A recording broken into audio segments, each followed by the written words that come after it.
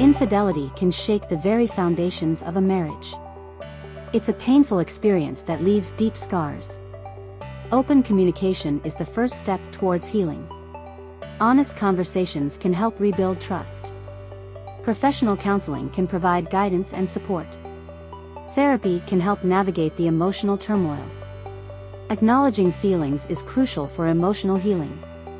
It's important to allow yourself to feel the pain and then let it go.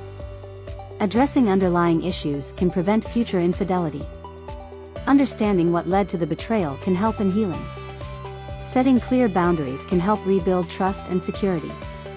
Boundaries provide a sense of safety and respect in a relationship.